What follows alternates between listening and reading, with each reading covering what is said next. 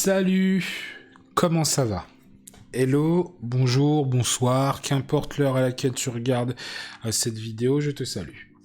Donc, comme je l'ai dit, je vais commencer par présenter mes principes de base. Ces principes de base sont à la fois mes valeurs, à la fois mes credos, à la fois ce que j'ai appris, que j'essaye au maximum de respecter, de mettre en pratique tous les jours. Donc je sais que je ne maîtrise pas tout ça, mais c'est important pour moi d'y travailler constamment dans chacune de mes actions, dans chacun de mes actes et de tout ce que je fais, quand je parle avec les gens, quand j'écoute les gens, quand j'apprends ou pas. Donc, la liste de ces principes est relativement simple. Je vais commencer par donner la liste. Il y a le principe de faire attention à qui est-ce qu'on écoute, le principe d'être enseignable, l'attention sur mon focus, les 4 étapes d'apprentissage, de manière très importante, rester un élève de la vie. Le respect du libre arbitre, ça c'est vraiment quelque chose qui me tient à cœur et que je fais un maximum pour respecter. Il y a le concept d'ici et maintenant. C'est pas tout le temps facile, mais j'y travaille. Et je sais que je progresse beaucoup sur ça. Et les 4 accords Toltec, bien sûr. Bon, commençons par le premier. Qui est-ce qu'on écoute ? Qui est-ce qu'on écoute est un principe relativement simple que j'ai appris. C'est que lorsqu'on a envie de faire quelque chose, lorsqu'on veut apprendre quelque chose ou quoi que ce soit, on va écouter certaines personnes. Donc, par exemple, j'ai envie d'être un danseur professionnel ou j'ai envie de faire des arts martiaux ou quoi que ce soit, on va avoir tendance à écouter nos amis, nos proches, nos parents, notre famille, etc.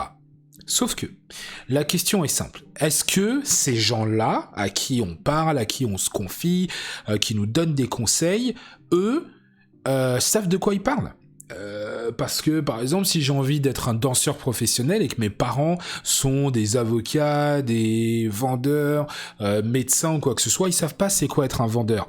Ils savent pas c'est quoi être un danseur professionnel. Donc le truc, c'est qu'ils vont me donner leur avis, parce que les gens donnent leur avis. Ils vont me donner leur avis, ils vont me donner leur opinion, ils vont me donner des conseils, alors que c'est pas des danseurs. Donc c'est peut-être pas la bonne personne à qui, pas à qui en parler parce qu'on peut se confier, mais c'est peut-être pas la bonne personne que je devrais écouter en définitive pour prendre mes décisions. Parce que le but, normalement, l'objectif de ce principe, c'est de toujours trouver quelqu'un qui a ce que je désire. Donc si j'ai envie d'être un grand danseur, ou même juste pas forcément un grand danseur, mais un danseur pro, faut que je trouve des danseurs pros qui sont des danseurs qui pratiquent ou qui ont pratiqué pendant longtemps et qui seront capables de me donner des conseils, leur avis sur qu'est-ce que c'est la vie de danseur, comment ça se passe, etc. Si j'ai envie d'être un pâtissier et je vais pas en parler à ma meilleure amie qui est secrétaire ou qui est une vendeuse, non, je vais en parler à un pâtissier parce que peut-être qu'il y a des choses que en tant que pâtissier, tant que tu l'as pas fait, tu sais pas, tu peux pas en avoir conscience. Donc ça, c'est quelque chose auquel il faut faire très attention. Ensuite, il y a le facteur de toujours trouver quelqu'un qui peut comprendre par quoi je passe. C'est-à-dire, imaginons par exemple que, je sais pas moi, j'ai envie d'être un musicien. Voilà, j'ai envie d'être un violoniste. Je rencontre quelqu'un qui est violoniste et qui est excellent dans son domaine, etc. Là, je vais donner... Il n'y a pas de jugement ou quoi, c'est juste... Voilà. Cette personne vient d'une grande famille, qui a beaucoup d'argent, etc. Elle a suivi des écoles de musique, elle a eu des profs, etc. Elle va me donner des conseils. Elle va me donner des conseils par rapport à son vécu, par rapport à comment elle en est arrivée au fait de devenir violoniste. C'est excellent. Ça rentre en compte par rapport au premier facteur, donc trouver quelqu'un qui a ce que je désire. Sauf que cette personne ne peut peut-être pas comprendre que je n'ai pas les sous pour m'acheter un violon. Je n'ai pas forcément les sous pour payer un coach ou un instructeur de violon avec qui je vais faire 4 ou 5 heures de violon tous les jours. Parce que pour elle, elle comprend pas, elle n'a jamais vécu ça. Donc le truc, c'est d'avoir quelqu'un qui a ce que je désire et qui éventuellement, dans le meilleur des cas, est capable d'avoir de l'empathie ou de la compassion pour ce que je vis, ma situation, etc. Ça ne veut pas dire que cette personne doit excuser ma situation ou me trouver des excuses, mais pouvoir se dire, écoute, voilà, toi tu es une personne comme ça, tu vis telle chose, bah, par rapport à qui tu es et où est-ce que tu en es dans ta vie, par rapport à ton niveau de conscience, peu importe. Je le mets en corrélation avec ce que tu me dis que tu veux que moi j'ai, ou que je sais faire, bah, je vais te conseiller. Je vais te donner mon avis, mon opinion, etc. Qui est-ce qu'on écoute ? C'est à peu près ça. Et là, il y a un petit truc, pas qui vient compliqué, mais qui est important de savoir, c'est que en réalité, on n'écoute que soi-même. Qu'importe ce que les gens vont te dire, tu ne vas en faire qu'à ta tête. Tu vas peut-être avoir le meilleur... t'as peut-être envie d'être basketteur, tu vas peut-être avoir le meilleur coach de basket au monde, il va te dire de faire des choses, il va peut-être te demander de te réveiller tôt, de faire du sport, etc. Mais au final, si ta voix intérieure n'a pas envie, ou à trouver une excuse qui fait que tu ne veux pas écouter cette personne pour X, Y raison, tu ne l'écouteras pas. Et je préfère le présenter comme ça pour être relativement clair. C'est pas une question qu'il faut s'écouter soi-même constamment, parce qu'au final, c'est ce qu'on fait. Mais s'écouter soi-même n'est pas la réponse à tout. Parce que si tu savais déjà comment faire les choses, si tu sais comment réussir à cuisiner, à être un gamer pro, à être un entrepreneur, bah tu serais pas en train d'apprendre. Tu serais pas en train de galérer, tu serais pas en train de ne pas y arriver. Si t'es un gamer et que t'as envie d'être parmi les 100 meilleurs joueurs d'un jeu vidéo et que t'y es pas, et que t'es dans la plus petite division, faut te dire, il faut que tu sois authentique et réel avec toi-même. Tu ne sais pas comment faire. Point. C'est tout. Donc trouve des gens qui sont là-haut, qui sont des pros, qui sont excellents, qui sont très bons dans le domaine que tu veux faire, dans la passion qui t'anime, dans ton objectif. Trouve des gens qui sont capables, éventuellement, si tu as besoin de douceur, de comprendre par quoi tu passes et de dire, bah écoute, voilà, ça moi je l'ai vécu, donc je comprends. Mais sache que c'est pas la fin du monde, sache que malgré ce que tu éprouves là, malgré ce par quoi tu vas passer, il y a des solutions, etc. Voilà, fais comme ça, tu verras, ça va t'aider. Ou alors, voilà, t'as envie de faire ça, écoute, sache que tu vas passer par telle ou telle phase, c'est normal. Je les ai traversées aussi, et elles sont surmontables. Parce qu'on a tendance, à lorsqu'on est en face de quelqu'un qui ne nous comprend pas, de se dire oui, mais lui, il peut pas comprendre ce que je vis, il peut pas comprendre ce que je ressens, et de se dire ouais, bah lui, il est différent. C'est pas vrai, c'est juste un humain qui a fait ce que toi t'as envie de faire. Donc même si la personne ne te comprend pas, écoute-la. Mais c'est toujours plus facile d'écouter quelqu'un qui a de la compassion et qui a de l'empathie pour qui on est. Ça, c'est le premier principe de base. Donc, c'est savoir trouver quelqu'un qui a ce qu'on veut et qui est capable de nous comprendre éventuellement. Et quand je dis ça, je vais peut-être rajouter une chose. C'est que t'es pas obligé d'attendre de trouver quelqu'un à qui tu vas parler de vis-à-vis.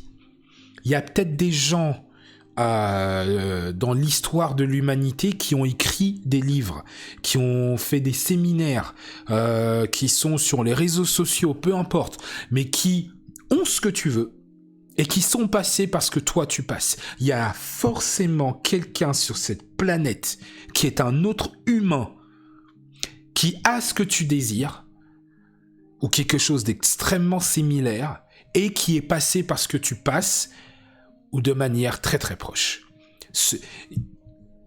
on est tous uniques, certes, mais personne... comment dire ? C'est pas possible qu'il n'y ait pas une autre personne qui ait réussi à surmonter ce que les challenges par lesquels t'es en train de passer. Et ça, il faut en avoir conscience et il faut se dire, bah voilà, j'ai juste à trouver cette personne, que ce soit quelqu'un dans le passé, que ce soit à travers un livre. Tu peux avoir un mentor à travers un écrivain, une célébrité, peu importe. Mais c'est possible, faut juste le faire et il faut chercher. Voilà, premier principe de base. Deuxième principe de base, es-tu enseignable ? J'entends par là, est-ce que tu es capable de recevoir des leçons ? Est-ce que tu es capable de voir ton monde être secoué, d'être remis en question, de prendre du recul, d'avoir une autre perception de ta situation, de ta vie pour apprendre ?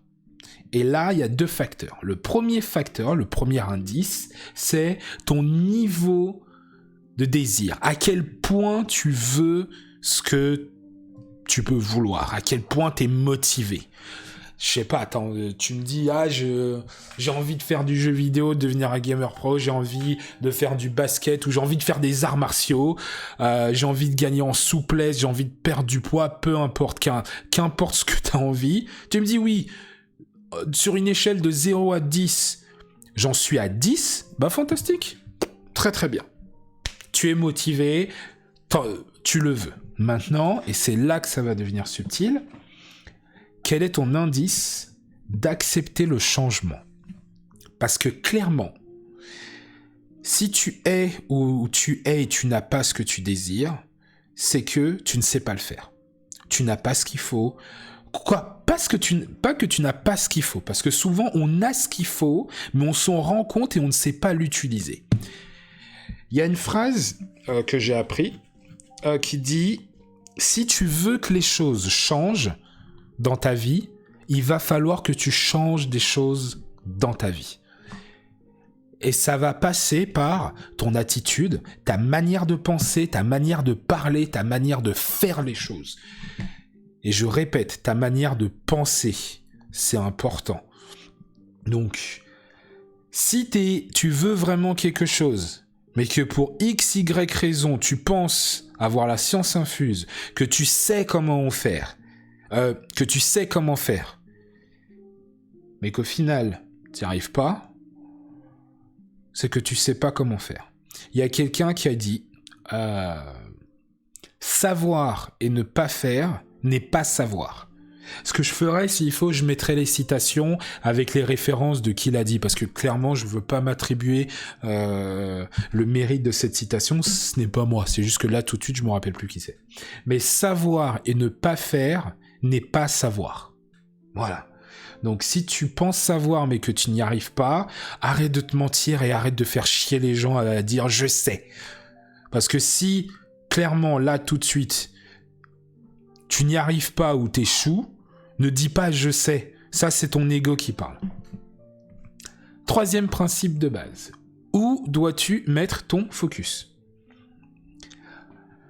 Alors, là, je vais placer le contexte. Il y a deux catégories de choses. Il va y avoir la première catégorie de choses qu'on va appeler le comment. Le comment, j'entends par là, c'est toutes les techniques, c'est les compétences, les aptitudes, etc. C'est les diplômes, c'est comment je vais faire, etc. De l'autre côté, il y a le pourquoi. Le pourquoi, j'entends par là, c'est les raisons pour lesquelles tu veux faire les choses. Tes motivations, ton attitude. C'est vraiment comment tu penses, comment tu te sens. Est-ce que tu te sens bien ? Voilà. On nous a appris que pour réussir quelque chose, il faut des compétences, il faut des diplômes, il faut apprendre, etc. C'est vrai. C'est vrai. Et si tu ne sais pas, si tu n'as pas les bonnes compétences, si tu n'as pas le bon savoir, les bonnes techniques, tu n'y arriveras pas. Tu n'y arriveras pas dans la vie. C'est ce qu'on nous a appris. Et c'est pas faux en soi. On nous a aussi appris qu'il faut être motivé. Il faut de l'enthousiasme, il faut de la motivation, etc. Parce que si t'es un génie, mais que t'as aucune motivation, garantie, tu ne feras rien du tout.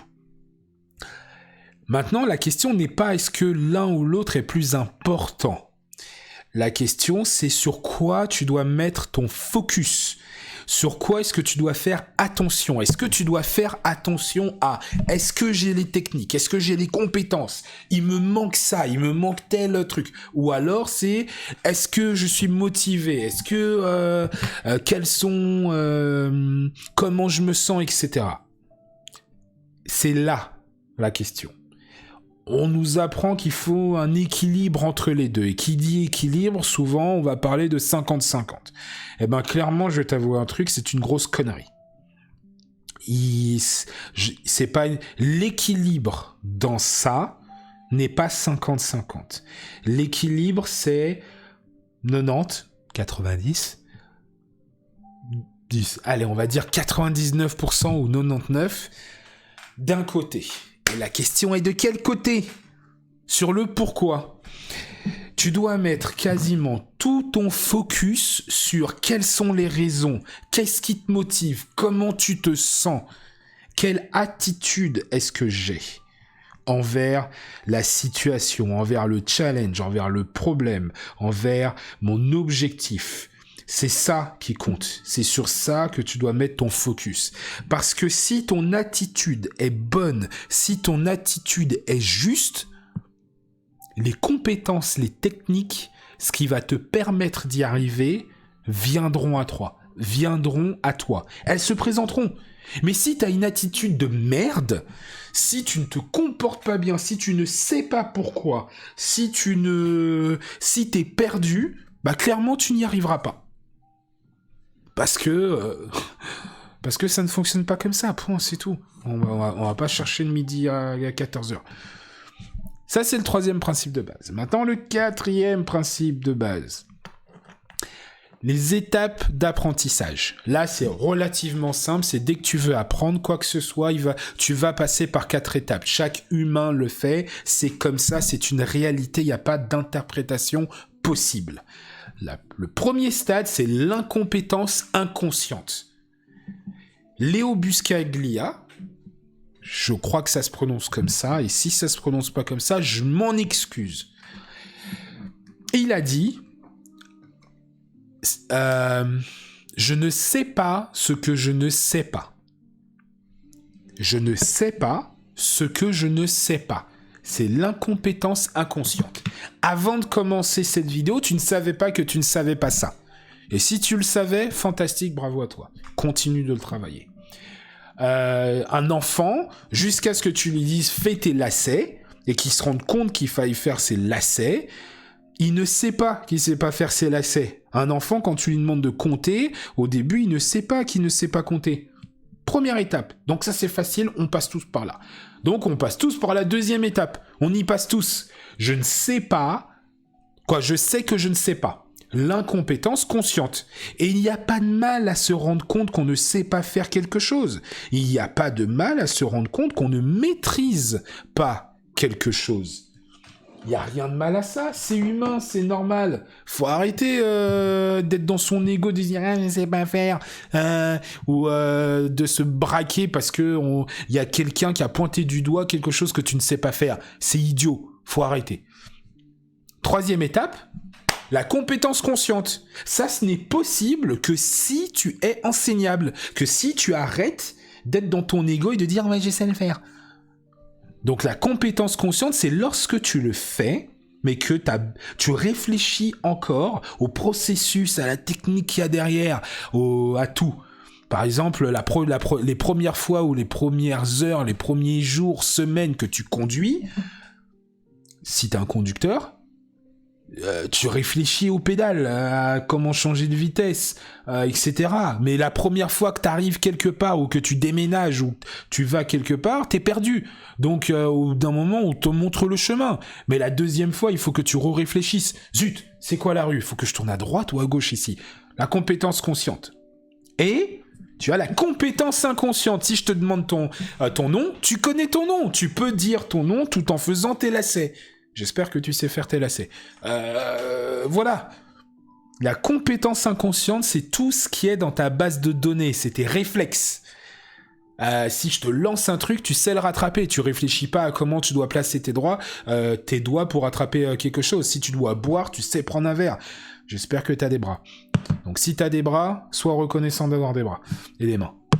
La compétence inconsciente, c'est ça. Et la compétence inconsciente, tu n'y arrives que lorsque tu maîtrises quelque chose. Et il faut savoir qu'il y a 2 catégories de choses dans la vie.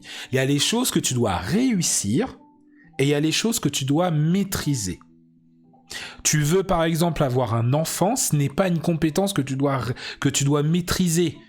Tu peux coucher avec quelqu'un un nombre de fois incalculable, elle est enceinte, ou tu es enceinte si tu es une fille, boum, t'as réussi, c'est fait. Tu dis pas, on recommence, on efface tout et on recommence. Non, c'est horrible. Tu dois construire une maison, tu veux 1 million, t'as ton premier million, tu ne le donnes pas et dis, je vais recommencer parce que je suis pas sûr de le maîtriser. Ben non, pas du tout. Ensuite, ça c'est les choses, c'est la différence entre ce que tu dois réussir et ce que tu dois maîtriser. T'as envie d'être pâtissier.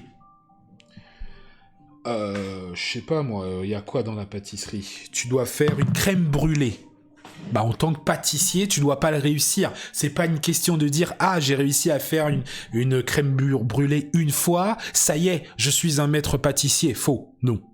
Monter des œufs en neige, tu dois le faire et le refaire jusqu'à ce que ça devienne une compétence inconsciente. Si t'es un gamer, je sais pas moi, tu dois faire un headshot ou tu dois faire des kills ou quoi que ce soit, tu dois être dans la compétence inconsciente. C'est pas j'ai réussi 10 fois, je suis trop fort. Non.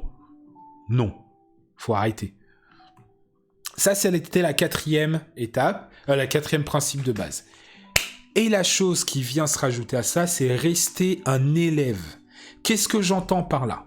J'entends par là que, qu'importe ton niveau dans quoi que ce soit, qu'importe ton niveau de réussite, de maîtrise, de compétence, qu'importe où est-ce que t'en es, qu'importe ton niveau de vie, ton style de vie, ton compte en banque, tu n'es jamais au top. Tu ne seras jamais au top. Les personnes qui sont les plus fortes dans leur domaine, elles savent qu'elles doivent encore continuer à apprendre et à s'entraîner. À aucun moment, t'as terminé. Jamais. Et si tu penses que t'auras terminé ou que tu peux faire une pause, tu te mets le doigt dans l'œil. Juste brûle. Non, je voulais pas dire brûle. Quoi si, je voulais dire, mais c'est... Bref, tu apprendras à me connaître et tu comprendras pourquoi je dis brûle. Juste, voilà, il faut arrêter les conneries. Le truc, c'est... Reste un élève. Mets ton ego de côté. La meilleure chose que tu peux faire pour toi-même, c'est t'asseoir sur ton ego. Si t'arrives à faire ça et que tu te dis... J'aurai toujours quelque chose à apprendre et je pourrai toujours apprendre quelque chose de n'importe qui. Là, t'as tout gagné. T'es juste franchement bravo. Et c'est ça qui t'amènera vers l'humilité. Maintenant, des petites choses qui me motivent, que j'ai appris, que j'ai lu, etc., qui sont importantes pour moi et qui sont un peu les sources de pourquoi je fais tout ça, de comment je parle et de comment je raisonne. Comme ça, quand j'écrirai certaines choses, faudra se dire je respecte toujours le libre arbitre. Je n'ai pas la science infuse, je ne suis pas un génie, je ne suis pas Dieu ou quoi que ce soit. Il faut pas prendre pour argent comptant tout ce que je dis. Tu as le droit de remettre en question ce que je dis, fais-le. C'est bien pour toi, c'est bon, c'est très bien pour ton développement, je ne le prendrai pas personnellement. Le libre arbitre, c'est important. Et ce qu'on va faire, c'est qu'on va voir la définition. Donc, les définitions du libre arbitre. Celle que tu trouveras sur l'internaute, c'est faculté de la volonté à opérer un choix en toute liberté. Je vais pas commenter ça tout de suite, je vais donner une autre définition. Il y a la définition de latoupie.org. Le libre arbitre est l'entière liberté de faire ou de ne pas faire, de choisir ou de ne pas choisir selon sa volonté. Alors, pourquoi est-ce que je voulais mettre ces définitions-là? Et c'est là que je m'amuse déjà. C'est qu'il y a une grosse subtilité dans le libre arbitre. Je m'en suis rendu compte au fur et à mesure de travailler ce concept, de travailler sur moi et de travailler sur le reconditionnement. La chose est, on a des fois l'impression d'avoir du libre arbitre. On a des fois, ou souvent, l'impression d'avoir la faculté ou la liberté de faire ou de ne pas faire ce qu'on veut. Normalement, c'est ça le libre arbitre. Hein. Sauf que, et là, écoute-moi bien, si tu ne fais pas des introspections sur toi-même, si tu ne réfléchis pas à qui tu es réellement, à ce que tu veux dans la vie, qui tu as envie d'être, faut comprendre une chose. À l'heure actuelle, tu ne fonctionnes pas avec du libre arbitre. Tu fonctionnes en réaction par rapport à ton conditionnement. Ce que j'entends par là, c'est que tu fonctionnes par rapport à ce qui a été mis dans ta tête, à ce qui a été mis dans tes habitudes. Donc tu fonctionnes par rapport à peut-être ton éducation. Et quand je dis peut-être, c'est parce que moi j'ai une définition plus large d'éducation, donc j'ai pas envie de rentrer dans ça tout de suite, mais tu fonctionnes par rapport à comment t'as été éduqué par tes parents, par ta famille, par ton entourage, par les gens avec qui tu as grandi, par l'environnement dans lequel tu as grandi, par la classe sociale, par les codes dans lesquels tu as grandi, dans lesquels tu as évolué, dans lesquels tu t'es forgé. Donc le truc, c'est que si déjà, tu n'as pas remis tout ça en question pour savoir si qui tu es, les codes dans lesquels tu as grandi, les valeurs avec lesquelles tu as grandi, les règles avec lesquelles tu as grandi, sont les règles que tu choisis pour toi. Tu n'as pas de libre arbitre, en réalité. À l'heure actuelle, il y a très forte chance qu'en réalité, tu n'as pas de libre arbitre parce que tu n'as pas la volonté d'opérer un choix en toute liberté. Parce que tu vas opérer un choix par rapport au conditionnement que tu as eu. Est-ce que t'as déjà réfléchi comme ça? Est-ce que t'as déjà mis en cause les choses qu'on t'a appris, les règles qu'on t'a appris? Est-ce que tu es au courant? Peut-être que y a d'autres règles, que peut-être que par rapport à telle ou telle situation ou telle chose dans la vie, tout ce qu'on t'a dit n'est pas la seule vérité qui existe. Je sais pas. Donc le libre arbitre, c'est important. Et pour réellement dire que t'as du libre arbitre ou quoi que ce soit, il faut travailler un peu sur soi. Faut se remettre en cause. Moi, pendant longtemps, je pensais que j'avais un libre arbitre. Je pensais que je faisais ce que je voulais. Après, je me suis rendu compte qu'en fait, pas du tout. Je faisais les choses que je voulais par rapport à ce qu'on m'avait inculqué. Et c'est pour ça qu'il y a plein de choses aujourd'hui que je ne fais plus. Il y a des choses que je continue de faire parce que je les ai choisies, et il y a des choses que tout simplement j'ai envie de faire que j'avais jamais fait, que je m'étais pas permise parce qu'on m'avait dit c'était pas bien. Mais au final, je me rends compte que non, c'est pas que c'était pas bien, c'est que dans certains contextes, ce n'est pas approprié, ou alors à une certaine époque, ce n'était pas approprié, ou alors la personne qui m'a inculqué ça, ou les personnes, le groupe de personnes qui m'a inculqué ça, ne considèrent pas ça bien par rapport à leur objectif. Mais moi, mes objectifs sont peut-être différents. Si t'es un danseur hip-hop, c'est important que tu sois relâché. Si t'es un danseur classique, mais tu ne dois surtout pas être relâché.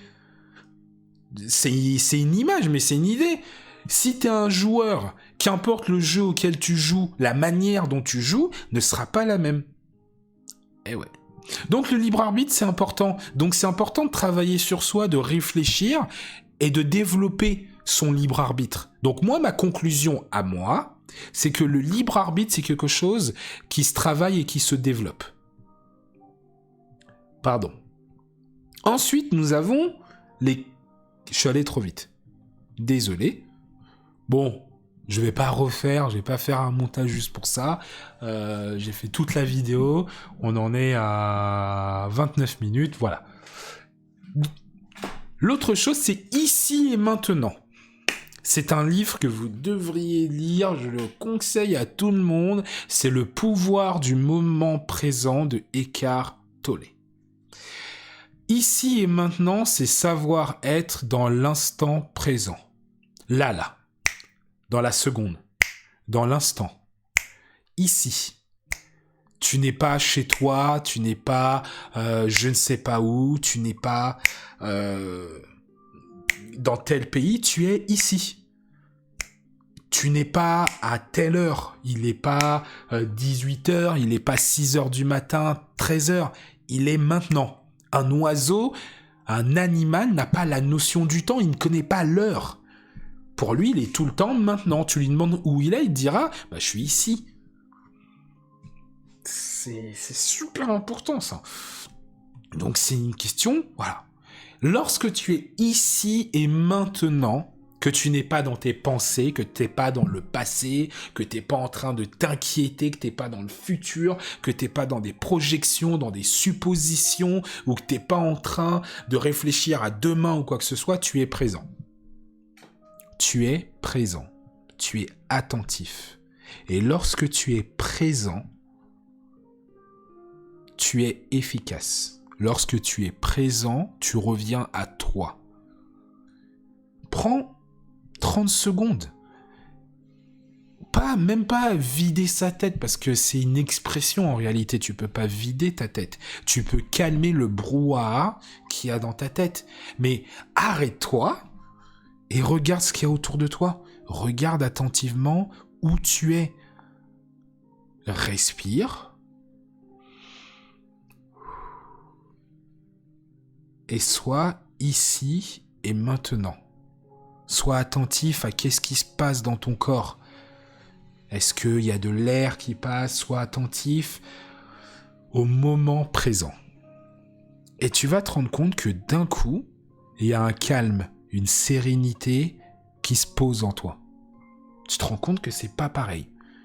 Et il y a quelqu'un qui a dit, là tout de suite, ici et maintenant, dans l'instant présent, dans le moment là où tu entends ce que je te dis, qu'est-ce qui ne va pas? En réalité, tout de suite, ici et maintenant, tout va bien.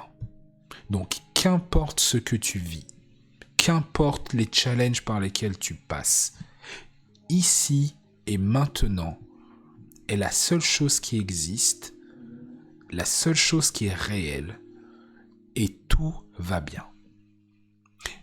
Qu'importe les problèmes que tu peux avoir, c'est dans le passé. Ils ne sont pas encore dans le futur. Les projections que tu peux avoir ne sont pas dans le futur. Tout peut changer. Ça ne veut pas dire que tout va changer, mais rien n'est déterminé et rien n'est immuable. Donc ici et maintenant, tout va bien. Ici et maintenant te permet d'être attentif et calme. Si tu regardes les mangas ou que tu es un sportif ou que tu es dans les arts martiaux, il y a ce concept de la zone qui se répand. C'est un terme en fait. Le concept ne se répand pas. C'est juste que le terme se popularise. La zone, il y a un manga qui s'appelle Kuroko Basket. C'est un manga de basket que je n'ai pas regardé, mais ils en parlent beaucoup. Dans les arts martiaux, dans les sports compétitifs ou quoi que ce soit, chaque personne qui fait de la musique, du chant, chaque passionné, chaque lecteur, chaque sportif connaît ce truc. Lorsque il n'y a que le moment présent qui existe et tu n'entends plus rien et que tu es extrêmement focus, que tu es alerte. Ça, c'est lorsque tu es totalement dans l'instant présent.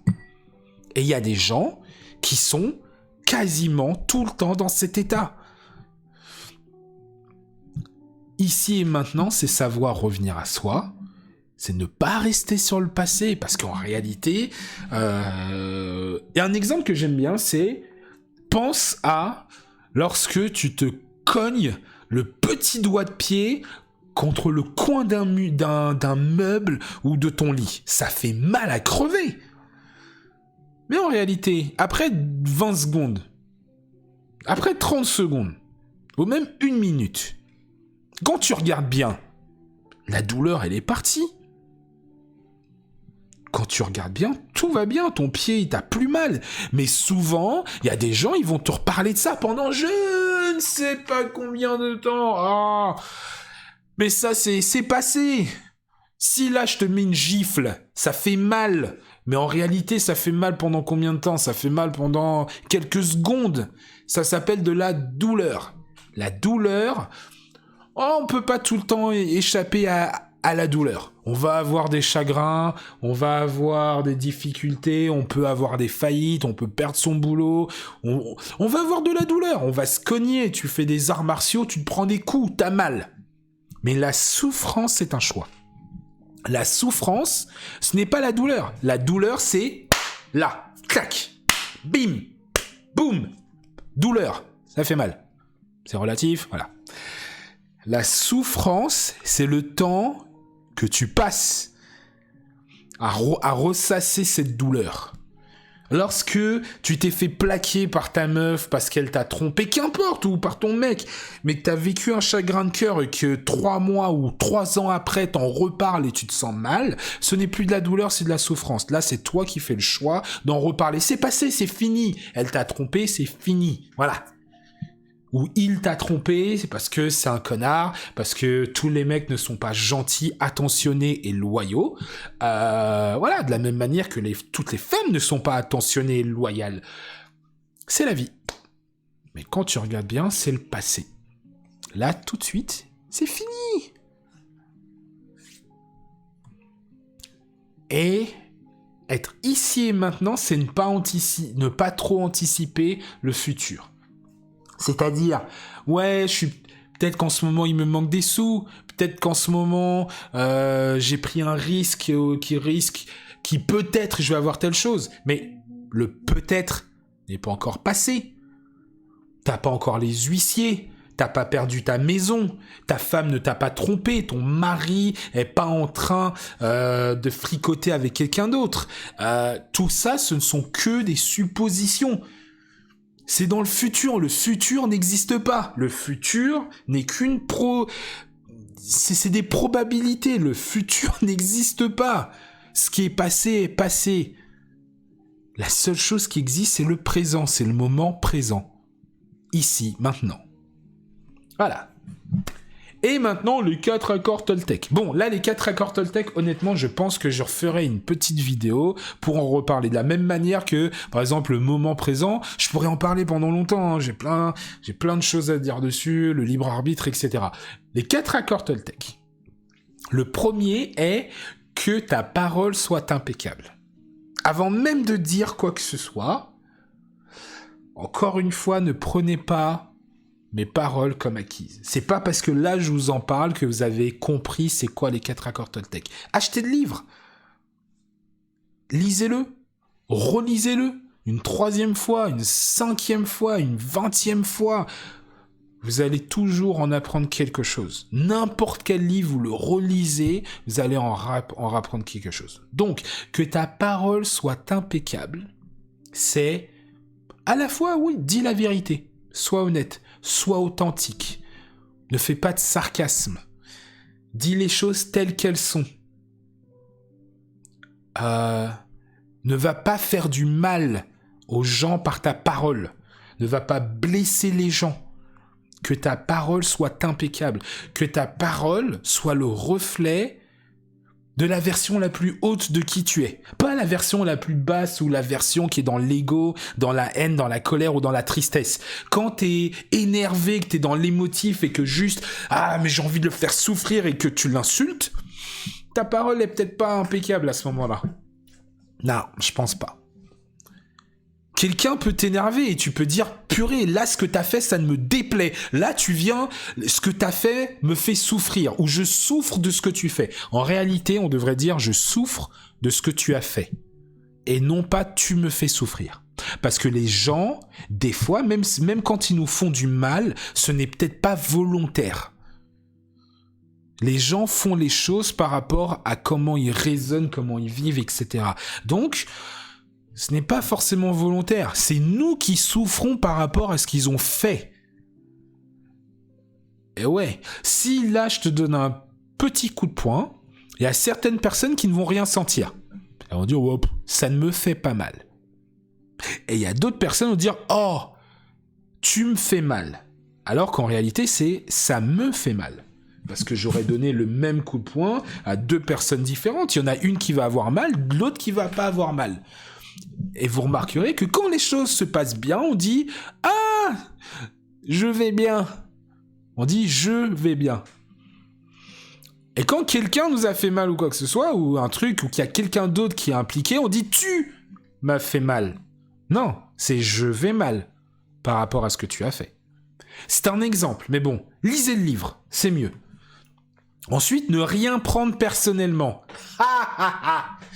Parce qu'il est dur celui-là. Ne rien prendre personnellement. On va faire court et simple. Même si j'ai du mal à faire court et simple. Là, je suis honnête avec toi. Ma parole est impeccable. Ne rien prendre personnellement, c'est lorsqu'on dit quelque chose ou qu'on explique quelque chose, que tu entends quelque chose et que tout de suite tu te braques, tu l'as pris personnellement. Lorsque on t'explique quelque chose et que tu boudes, machin, etc., tu l'as pris personnellement. Prendre les choses personnellement, c'est de l'égocentrisme. J'explique. Il y a une différence entre de l'égoïsme. L'égoïsme, c'est bien, c'est bon, il faut être égoïste. Égoïste, de par son étymologie, je reviendrai dessus dans une autre vidéo, vient de ego, c'est-à-dire le je, le soi, soi-même. Isme, de revenir à soi. Donc revenir à soi, c'est penser à toi. Parce que, à la fin de la journée, la chose la plus importante, c'est toi. Alors, petite anecdote, parce que je me rends compte en disant ça que cette phrase-là que je viens de dire m'a coûté énormément de souffrance avec quelqu'un dans ma vie. Parce que cette personne n'a pas compris ce que je voulais dire. C'est, si tu es un parent, par exemple. Moi, je suis parent, j'ai un fils. J'aime mon fils comme pas possible. C'est juste, voilà, c'est pas mesurable. C'est pas mesurable. De la même manière que j'aime ma mère, mes sœurs, ma copine, tout. Mais à la fin de la journée, c'est-à-dire de manière ultime, la personne la plus importante dans ma vie, c'est moi. Ce que je veux dire par là, c'est que si je meurs, est-ce que je peux aimer mon fils ? Non. Si je suis un parent et que je ne prends pas soin de moi, que je tombe malade, que je me retrouve à l'hôpital, que j'ai un accident, ou que je me fais enfermer, que je vais en prison, que je meurs, que j'ai un accident, que je fais faillite, que je perds tous mes sous, que je ne serai pas capable de prendre soin de mon enfant. Donc, si j'aime mon fils comme pas possible, je dois comprendre que avant même de faire quoi que ce soit pour lui, mais il faut que moi, je sois capable de lui montrer. Si t'aimes quelqu'un au plus haut point, si t'es pas capable de lui montrer ton amour, parce que t'es en dépression, parce que t'es en état suicidaire, parce que tu te négliges, parce que tu bois, tu fumes de manière démesurée, que tu te causes du mal, tu peux pas aider, soutenir ou montrer de l'amour à qui que ce soit. Si tu ne prends pas soin de toi et qu'il t'arrive quelque chose, comment tu veux prendre soin de quelqu'un d'autre ? C'est pas possible. Tu ne peux pas montrer l'exemple lorsque tu te passes après qui que ce soit. L'égoïsme, c'est revenir à soi. L'égocentrisme, c'est tout ramener à soi. C'est-à-dire, j'ai pas d'exemple là comme ça tout de suite, mais dès qu'il y a une situation, ah tu parles de moi, ou genre, je sais pas moi, y a quelque chose qui se passe dans le monde, ah c'est ma faute, ou je sais pas. Dans tous les cas, je vais refaire une vidéo. Mais tout ramener à soi, c'est différent de revenir à soi. C'est très différent. Non, je vais vraiment refaire une petite vidéo sur ça. Mais ne pas prendre les choses personnellement, c'est lorsque, par exemple, quelqu'un explique quelque chose. Là, j'explique quelque chose, je fais cette vidéo pour partager quelque chose. Je ne te connais pas. J'ai bien dit que je te parlerais comme si t'étais mon fils, ma meilleure amie, mon meilleur pote ou quoi que ce soit. Mais je ne parle pas forcément de ta vie. Donc peut-être que ce que je dis touche des choses de ta vie, touche des expériences dans ta vie, touche des choses qui te sont difficiles. Mais je parle pas de toi. Je parle de concepts. Donc, ne le prends pas personnellement. Si tu as des difficultés à être enseignable, si tu as des difficultés à écouter ou à entendre des reproches, ne le prends pas personnellement. Ne te braque pas. Ça ne sert à rien. Encore une fois, lisez le livre. Je vais avancer parce que j'avais dit court et simple et j'ai été honnête. J'ai du mal à faire court et simple. Ne pas faire de suppositions. Ça va avec les deux autres. Qu'importe ce que... Oh, je sais pas... Ok, je vais faire court. Lis le livre. Ne fais pas de suppositions. N'essaye pas d'inventer les choses. Quand quelqu'un te parle, si tu n'as pas tout compris, pose une question. Ça m'énerve les gens où, à un moment, il y a une embrouille, il y a un conflit, il y a une altercation, il y a une dispute, et je me rends compte qu'en fait, que cette dispute aurait pu être évitée si la personne en face avait juste posé une question et qu'elle n'avait pas fait de supposition. Arrête de dire « ouais, mais c'est ce qu'il pense ». Tu lui as demandé ce qu'il pense ? Quelqu'un te plaît. Tu dis « ouais, mais je vais pas lui plaire parce que… » T'es déjà en train de faire une supposition. « Ouais, mais je suis pas suffisamment bien pour aller parler à une telle personne. » Tu ne sais pas. Tente le coup, fais-le. Il y a suffisamment de films, de mangas, de séries, de choses qui prouvent que à chaque fois qu'on fait des suppositions, ça ne fonctionne pas. Lisez le livre. Ouais, je m'enflamme, désolé. Fais toujours de ton mieux. Tu sais quoi ?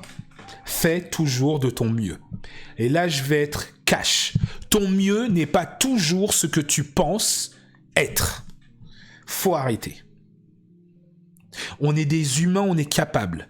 Aujourd'hui, ton mieux, on va dire si t'es dans un état suicidaire ou dépressif, ton mieux n'est peut-être pas d'aller faire un spectacle et faire du one-man show. Ton mieux, c'est peut-être te réveiller, sortir, prendre l'air.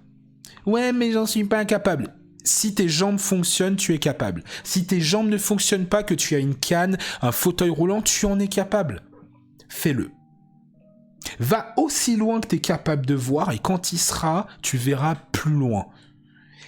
Ton mieux est souvent au-delà de ce que tu le penses. Ouais, mais je peux pas faire du sport, j'arrive pas à faire des pompes. Si tu tiens sur tes jambes, tu peux faire des pompes. On te demande pas du jour au lendemain de faire 100 pompes en tapant des mains. Clac, non. Tu peux pas faire des pompes sautées ou des pompes retenues ou des pompes sur le bout des doigts alors que t'as jamais fait de pompe. Mais t'es peut-être capable de tenir sur tes mains par terre. Bah fais-le pendant 10 secondes. Si 10 secondes c'est trop, fais-le pendant 5 secondes. Fais-le tous les jours et tu verras qu'en moins d'une semaine, tu feras 5 pompes.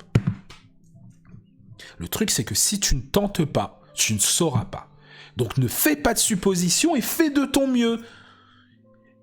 Et faut arrêter d'avoir peur d'échouer ou d'avoir mal ou quoi que ce soit. Bien sûr, tu auras mal, bien sûr, tu vas avoir des courbatures, bien sûr, tu risques d'échouer, tu risques de tomber. Mais c'est comme ça que tu as appris à marcher, c'est comme ça que tu as appris à parler, c'est comme ça que tu as appris à compter. Même les génies se trompent. Donc, s'il te plaît, fais de ton mieux. Lis le livre. Les 4 accords Toltec. Purée, lis le livre. Voilà. Ce sont mes principes de base, donc je pense que tu as pu te rendre compte qu'il y a certaines choses qui me tiennent à cœur et qui font que je m'emballe. Ce n'est pas que les 4 accords Toltec, mais en réalité, quand tu regardes les 4 accords Toltec, ça résume à la fois les principes de base. Ça résume trouve la bonne personne. Trouve quelqu'un qui a ce que tu veux. Tu as une passion, tu aimes, je sais pas, tu aimes le sexe, t'as envie d'être sexologue, t'as envie de prendre des photos, de faire des photos charmes. Ne parle pas à tout le monde, parce que les gens ont sûrement un a priori sur le sexe ou sur la sensualité. Tu aimes la sensualité c'est pas la sexualité, c'est 2 choses différentes. Tu aimes le jeu vidéo, mais ne parle pas à quelqu'un qui connaît pas la technologie et qui n'a jamais joué. Ne leur demande pas conseil, ne leur parle pas de ça, va trouver des gamers. Pas des gens qui jouent juste tout le temps, qui passent leur journée à journée pour rien. Prends des gamers pros, trouve des gens qui font de l'e-sport, des gens que c'est leur métier ou des gens qui s'y connaissent. Je sais pas moi, t'aimes le vélo, mais va trouver des champions en VTT. Et si tu les trouves pas, il y a des sites internet, lis leurs sites, trouve leurs livres, je sais pas. Il y a des exemples de tout. Qu'importe ce que tu fais, il y a quelqu'un qui le fait mieux que toi. Trouve-le, apprends de lui. Que ce soit directement ou indirectement. Ne fais pas de suppositions, respecte ton libre arbitre, reste un élève et fais de ton mieux. S'il te plaît, fais-le. Et si je m'emballe, c'est parce que je t'aime très fort. C'est parce que j'ai envie du mieux pour toi. Mais si t'as pas envie du mieux pour toi-même, libre arbitre, tu fais ce que tu veux. T'es pas obligé de regarder mes vidéos ou d'être sur mon site. Trace ta route. Donc c'est exactement pour ça que la première page de mon site n'est pas ma page d'accueil. C'est ce concept, ce projet me tient à cœur, je vais le faire différemment. J'aime pas faire des vidéos, j'aime pas parler, j'aime pas me mettre en avant, mais je le fais parce que j'ai envie que les gens entendent ça, et parce que j'en ai marre aussi d'entendre ouais, mais t'es trop fort, t'as plein de capacités, ce que tu as, c'est utile pour les gens, et c'est vrai, peut-être, oui, j'ai aidé plein de gens, mais c'est vrai que si je le garde pour moi, c'est du gâchis, et je suis pas en train de faire de mon mieux. Donc, je me fais violence. Donc clairement, voilà, je suis honnête avec vous. Je fais ça par amour pour toi. Parce que c'est comme ça. Donc, une des prochaines vidéos, ce sera ma présentation et je commencerai pas par mes qualités, mais je commencerai par mes défauts. Comme ça, on va changer un peu. Sur ce, je te souhaite une excellente journée, soirée, nuit, peu importe. Mes salutations à toi et sache que je t'aime très fort. Prends soin de toi.